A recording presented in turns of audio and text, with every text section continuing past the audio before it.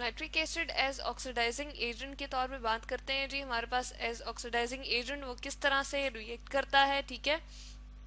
यानी कि oxidising agent है, दूसरे को ऑक्सीडाइज करता है। कोई भी हमारे पास केमिकल होगा तो उसके अंदर ऑक्सीजन के अमाउंट को ज्यादा कर देगा, ऑक्सीजन को ऐड करेगा, ठीक है, या उसमें से हाइड्रोजन को रिमूव कर देगा। जैसे सबसे पहला जो हमारे पास रिएक्शन है, अगर वो हम लिखना चाहें यहाँ पर, तो हमारे पास इस तरह से है कि 2 नाइट्रिक एसिड 2 मोल्स ऑफ हम HNO3 लेते हैं।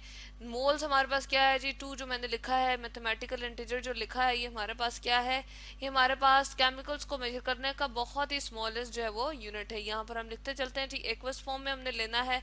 हमारे पास जो है इसके अंदर जो है वो वाटर की कुछ क्वांटिटी मौजूद होगी, साथ में हम लेते हैं जी सल्फर डाइऑक्साइड। इसके साथ जो है वो हमारे पास रिएक्शन होता है, और ये किस फॉर्म में होता है, ये गैस फॉर्म में होता है, ठीक है जी। जैसे ही इसका रिएक्शन होता है तो हमारे पास क्या बनाएगा, ये हमारे पास जो है रिएक्शन इस तरह से कंप्लीट होगा कि सल्फर डाइऑक्साइड को ये नाइट्रिक एसिड जो है ऑक्सीडाइज करके H2SO4 में कन्वर्ट कर देगा, H2SO4। और ये क्या होगा जी, ये हमारे पास एक्वस फॉर्म में होगा, यानी कि इसमें भी हमारे पास वाटर की क्वांटिटी मौजूद होगी। साथ में हमारे पास क्या बन जाएगा जी, हम लिखते हैं यहाँ पर 2 मोल्स ऑफ NO2, ठीक है जी। यहाँ पर हमारे पास ये बन गया और ये गैस फॉर्म में बनेगा। अब हम देख लेते हैं, ये बैलेंस है हमारे पास, 2 नाइट्रोजन है यहाँ पर भी 2 हैं। ऑक्सीजन हमारे पास 3 2 6 7 8 है और 4, और 2 2 4 8 हो गए हमारे पास। हाइड्रोजन 2 है, यहाँ भी हाइड्रोजन 2 है। तो ये पहला हमारे पास रिएक्शन हुआ। सल्फ्यूरिक एसिड जो है वो किस तरह से बना है, बाय द ऑक्सीडेशन ऑफ, हम कहते हैं ऑक्सीडाइज कर दिया है नाइट्रिक एसिड ने सल्फर डाइऑक्साइड को, इसलिए हमारे पास जो है वो बन गया है, ठीक है जी।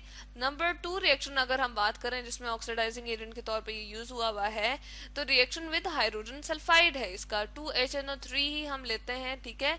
नाइट्रिक एसिड के हमने 2 मोल्स लिए, ठीक है जी। हमने 2 की तादाद में उसके मोल्स ले लिए। मोल्स अगेन केमिकल्स को मेजर करने का स्मॉलेस्ट यूनिट है। साथ में जो हमने लेना है वो क्या लेना है जी, H2S हाइड्रोजन सल्फाइड गैस, ठीक है जी। ये हमारे पास आ जाएगा। अब जैसे ही रिएक्शन कंप्लीट होगा तो ये हमारे पास क्या बना के देगा जी, ये हमारे पास इस तरह से बनेगा कि 2 हमारे पास H2O बन जाएंगे, वाटर के मॉलिक्यूल हमारे पास सेपरेट हो जाएंगे लिक्विड फॉर्म में, ठीक है जी। उसके साथ हमारे पास क्या बनेगा, अब इसमें से हाइड्रोजन रिमूव हो जाता है। असल में बात क्या होती है कि अपने अंदर से इसकी अपने अंदर जो है वो क्या हो जाती है जी, हम कहते हैं कि यहाँ पर अगर हम देखें, सॉरी, ऑक्सीजन जो है वो दूसरे को दे रहा है तो खुद इसकी जो है वो क्या हो जाती है, रिडक्शन हो जाती है, ठीक है। ऑक्सीजन दूसरे को जो है वो दे देता है, यहाँ पर दिया तो H2O में उसको कन्वर्ट कर दिया, ठीक है। और साथ में सल्फर को जो है वो हमारे पास बाय प्रोडक्ट के तौर पे बाहर निकाल देता है, और सल्फर क्या होता है, सॉलिड फॉर्म में हमारे पास बाहर निकल आती है। और साथ में हमारे पास जो है वो एक और भी प्रोडक्ट बनती है, वो क्या होती है जी, 2NO2, ठीक है। तो ये हमारे पास जो है रिएक्शन यहाँ पर कंप्लीट हुआ, 2 रिएक्शन हो गए। अब नेक्स्ट रिएक्शन ये है कि फेरस सल्फेट सल्फ्यूरिक एसिड की हमारे पास प्रेजेंस होती है, और नाइट्रिक एसिड किस तरह से रिएक्ट करता है। सबसे पहले नाइट्रिक एसिड तो खुद इतना अच्छा जो है वो स्टेबल नहीं होता, फौरन से कन्वर्ट हो जाता है और देता है जी अटोमिक ऑक्सीजन। यहाँ पर हम लिखते हैं कि हमारे पास थर्ड रिएक्शन चल रहा है जी, इसके थर्ड की हम बात कर रहे हैं। तो ये क्या करता है जी, 2HNO3 हमने लिए, H2O में कन्वर्ट हुआ, 2NO2 में कन्वर्ट हो गया, ठीक है। और साथ में ये हमें क्या मिल गया जी, मैं इसको लिख देती हूँ अटोमिक ऑक्सीजन। यहाँ पर लिखते हैं अटोमिक ऑक्सीजन, अटोमिक ऑक्सीजन। और ये बहुत ज्यादा रिएक्टिव होती है, ठीक है जी। तो इसलिए यहाँ पर हमने लिख दिया अटोमिक ऑक्सीजन। अब इसका नेक्स्ट पैटर्न पे हमारे पास रिएक्शन क्या होता है, क्योंकि हमने आयरन सल्फेट की बात की है, 2 मोल्स हम आयरन सल्फेट के लेते हैं, साथ में सल्फ्यूरिक एसिड डालते हैं, और साथ में ये जो हमारे पास अटोमिक ऑक्सीजन थी ये भी आ जाती है, ठीक है। तो ये हमारे पास रिएक्शन जो है वो नेक्स्ट इसके बाद ये होता है, ठीक है। फेरस सल्फेट के 2 मोल्स लिए, H2SO4 लिया। यहाँ पर याद रहे कि नाइट्रिक एसिड को हम किस तरह से यूज कर रहे हैं जी, हम एक्वस फॉर्म में यूज कर रहे हैं। मैं यहाँ पर लिख देती हूँ एक्वस, ठीक है जी। वाटर जो बन रहा है हमारे पास लिक्विड फॉर्म में बन रहा है, ठीक है जी। उसके बाद जो है हमारे पास ये एज इट इज होती है। फेरस सल्फेट जो है वो हमारे पास क्या है जी, हमारे पास जो है वो एक्वस फॉर्म में होता है, ठीक है। इसको हम लिखते हैं एक्वस फॉर्म, और ये NO भी जो हमारे पास होती है जी, NO जो हमारे पास नाइट्रिक ऑक्साइड गैस होती है वो गैस की फॉर्म में लिबरेट होती है, ठीक है जी। इस तरह से एटॉमिक ऑक्सीजन भी हमारे पास होती है। सल्फ्यूरिक एसिड अगेन क्या होगा, इसको हम लिखते हैं जी एक्वस, यहाँ पर हम लिख देते हैं एक्वस, एटॉमिक ऑक्सीजन के लिए कुछ नहीं लिखा है जी, ठीक है। उसके बाद हमारे पास अब यहाँ पर जो मौजूद है, जो प्रोडक्ट में हमारे पास जनरेट होता है वो भी क्या है, एक्वस में है।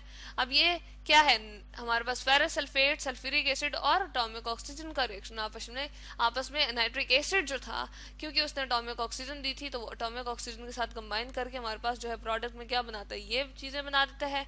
वाटर जो है वो लिक्विड फॉर्म में है, ठीक है जी।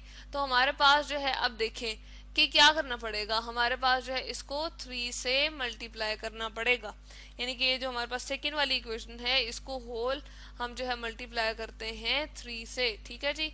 और वो क्यों करते हैं इसकी वजह भी हम देखते हैं जी। पहले हम मल्टीप्लाई का यहाँ पर सॉरी ब्रैकेट का जो है वो साइन ले आते हैं यहाँ पर, ठीक है जी। तो ये हमारे पास जो है वो आ गया, ठीक है। अब होता है क्या है, क्योंकि यहाँ पर 3 moles of atomic oxygen generate हो रहे हैं, तो इसको बैलेंस करने के लिए, क्योंकि ये प्रोडक्ट में जनरेट हो रहे हैं, तो रिएक्टेंट में हमने 3 मोल्स ही चूंकि यूज करवाने हैं, ठीक है। 3 मोल्स ही यहाँ पर भी यूज करवा रहे हैं, तो इसलिए मल्टीप्लाई बाय हमने क्या कर दिया, 3 कर दिए। ओवरऑल इस रिएक्शन को देखें तो हमारे पास क्या आ जाता है, 3 2 6 फेरस सल्फेट हो जाना चाहिए, 3H2SO4 हो जाना चाहिए, 2HNO3 हो जाना चाहिए, ठीक है। ये वाला ऑक्सीजन इस वाले ऑक्सीजन से खत्म हो जाएगा, ठीक है, यानी कि कैंसिल आउट कर देंगे हम इक्वेशंस को, जिस तरह हम कर रहे होते हैं, इक्वेट कर रहे होते हैं, या हम कहते हैं कि हम जब सम अप कर रहे होते हैं तो ये दोनों चूंकि ऑपोजिट डायरेक्शन में है, ऑपोजिट साइड पे हैं, तो इसलिए हम इनको जो है वो निग्लेक्ट कर देते हैं, खत्म कर देते हैं। ये भी 3 की तादाद में हमारे पास यहाँ पर बना, एक यहाँ था तो 4 H2O हो गए, 3 2SO4 होल थ्राइस जो है वो यहाँ पर जनरेट हुए, और 2NO जो है वो हमने यहाँ पर लिख दिया। यहाँ पर याद रहे कि जी हमने NO को किससे रिप्रेजेंट करना है, नाइट्रिक ऑक्साइड को गैस से रिप्रेजेंट करना है। ये लिक्विड है हमारे पास H2O, ठीक है जी। इसके साथ ही साथ हमारे पास ये जो है ये भी लिक्विड फॉर्म में, या एक्वस भी हम इसको लिख सकते हैं, चले लिक्विड लिख लेते हैं। नाइट्रिक ऑक्साइड जो है हमारे पास एक्वस फॉर्म में है, इसको हम लिखते हैं यहाँ पर जी एक्वस AQ, ठीक है, एक्वस हमने लिख दिया। H2SO4 भी जो है हमारे पास क्या है जी, एक्वस है, AQ, ठीक है जी। उसके साथ ये फेरस सल्फेट जो हमारे पास है ये भी क्या है, एक्वस है। तो इस तरह से ये हमारे पास रिएक्शन कंप्लीट हुआ। अब मेनली जो हमारे पास nitric acid as a oxidising agent use किया जाता है, तो जब हमारे पास ये 3 मेन फैक्टर के ऊपर डिपेंड करता है।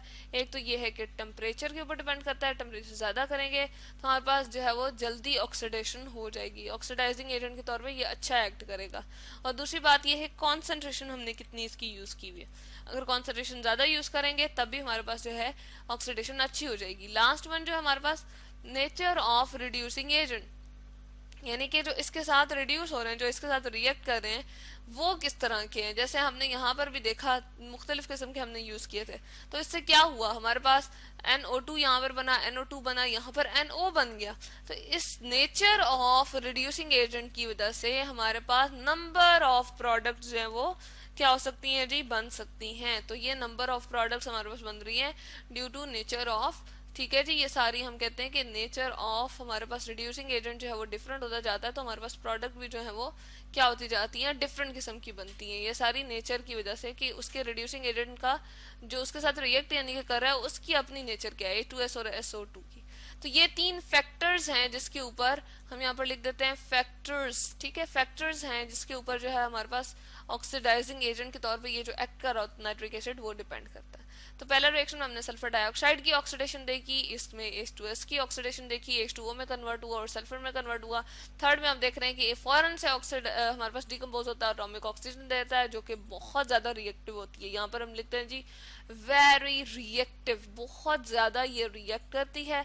तो वो फौरन से क्या करेगी जी, वो नेक्स्ट वाले स्टेप में जाएगी और क्या करेगी, FeSO4 के साथ जो कि 2 मोल थे H2SO4 जिसका 1 मोल था उसके साथ कंबाइन करके हमारे पास ये प्रोडक्ट देगी। ओवरऑल रिएक्शन हमारे पास ये है जी। तो ये हमारे पास इसकी थर्ड एप्लीकेशन है, सॉरी थर्ड हम कह सकते हैं कि हमारे पास जो है वो इसकी एक ऑक्सीडाइजिंग एजेंट के तौर पे एक्ट करने की इसकी एक हम कह सकते हैं। और फैक्टर जो है वो टेम्परेचर, कॉन्सेंट्रेशन और नेचर ऑफ रिड्यूसिंग एजेंट है, यानी कि डिफरेंट किस्म की हमारे पास प्रोडक्ट बनती हैं जब डिफरेंट किस्म के हम रिड्यूसिंग एजेंट जो है वो यहाँ पर यूज करते हैं नाइट्रिक एसिड के साथ। तो ये है जी nitric acid as oxidising agent.